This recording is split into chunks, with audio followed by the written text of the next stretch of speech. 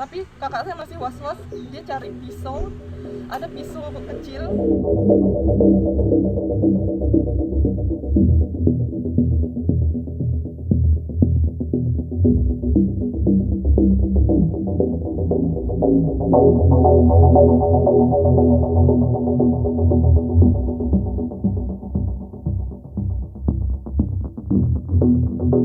Di Solo, seminggu setelah saya balik dari Solo, saya tuh ke Surabaya. Pas 1 minggu setelah saya ninggalin Solo itu saya dapat kabar itu.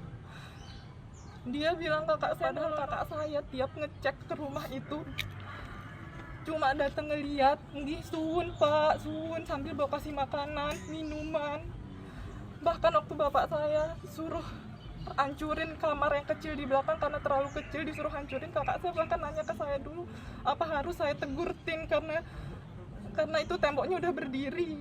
Masa kayak maksudnya untuk nyampein apa hal-hal yang seperti itu aja dia tuh diskusi sama saya dulu. Itu pun akhirnya selama 2 minggu saya di situ nggak jadi disampein ke tukangnya untuk ngehancurin tembok yang paling belakang itu. Terus kok bisa dia bilang kakak saya negur kerjaannya jelek, sampai saksi saya 2 minggu di Solo, saya lihat mereka kerja 2 minggu. Kakak saya sering sekali ajak saya siang bolong cariin mereka es, cariin mereka makanan, gorengan itu. Saya nggak terima, kakak saya dibilang kayak gitu. Bahkan saya nggak tahu, aku boleh cerita yang nggak denger. Iya. Boleh cerita itu? Saya 2 minggu di Solo, dari tanggal 2 sampai tanggal 17 Agustus.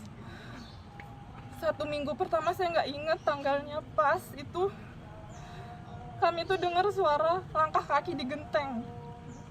Karena nggak ngerti tuh bahannya apa, tapi itu emang kalau jalan tuh langsung kedengeran tek-tek gitu.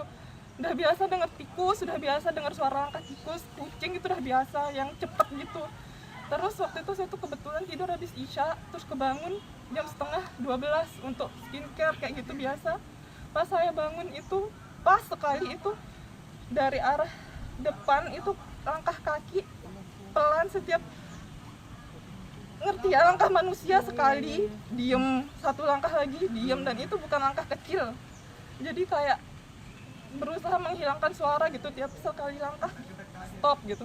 Sampai akhirnya saya tuh merasa dia tuh mendekat ke arah kita, ke apa sih? Lubang ventilasi plafon. Lubang ventilasi yang di dekat kamar mandi itu kayak bisa dibuka.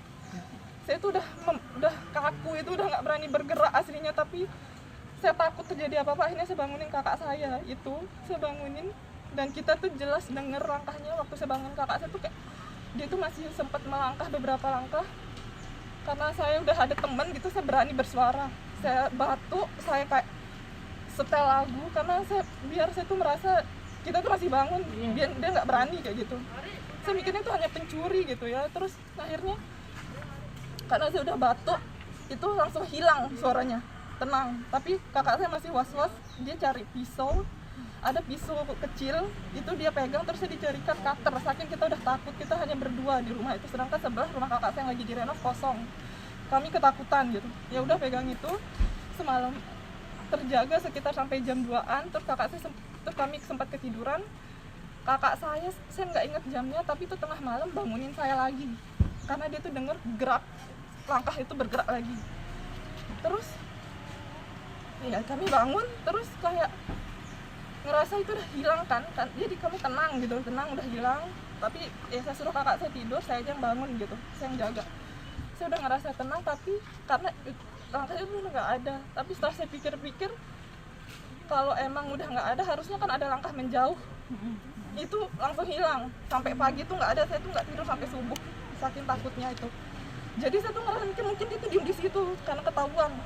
Nah setelah besoknya atau 2 hari berikutnya, kak saya dengar lagi langkah kayak gitu, tapi kurang jelas, samar-samar. Nah tanggal berapa saya ke Jogja?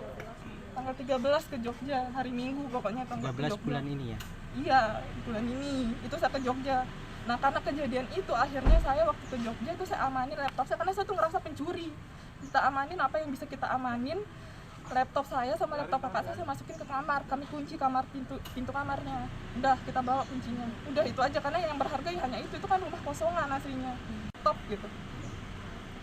Terus dia ngakunya dia ditegur kakak saya hari Senin kemarin, padahal itu saya salahnya itu saya tuh nggak lapor ke RT itu karena ya setelah Iya. Itu udah nggak ada kesana pikiran. tuh, sementara hari Senin kakak saya ada kegiatan di kampus. Ada berapa tukangnya di situ? Saya lupa, pokoknya tiga tuh ada tuh 4, nggak 2 orang, bukan 2 orang, lebih 3, 4, nggak inget saya, pokoknya lumayan lah. Artinya dia udah lama bekerja di rumah itu. Saya waktu pertama kali datang ke situ langsung dibawa kakak saya ke rumah temennya itu. Ini rumah temennya, rumah kakak saya itu sebelahnya pas batas tembok. Itu saya pertama kali saya nggak tahu ya, itu baru datang, saya nggak tahu sebelumnya gimana, tapi kakak saya baru datang tuh perkenalan sama tukangnya. Oh permisi Pak, nggih saya yang punya rumah, ini saya Mbak Dian. Dia sampai perkenalan, ini saya temannya Mbak Adel, ini yang punya rumah, saya sementara tinggal di sini, kalau butuh bantuan apa. Maksud saya tuh kayak itu sebuah perkenalan awal ya.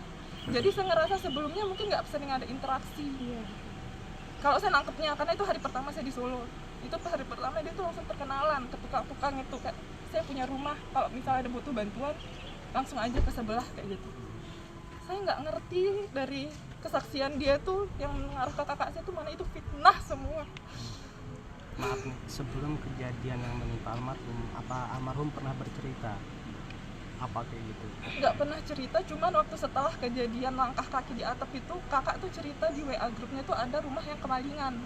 Jadi kami ngerasa itu emang maling, emang pencuri gitu, bukan pembunuh gitu.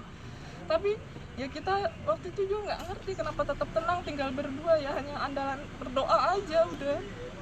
Setelah itu emang nggak ada kejadian apapun, aman sampai saya pulang. Dan saya nyeselnya itu nggak suruh kakak saya balik ke rumah yang dia tinggal sama teman-temannya, karena dia tuh sendiri di situ modal nekat.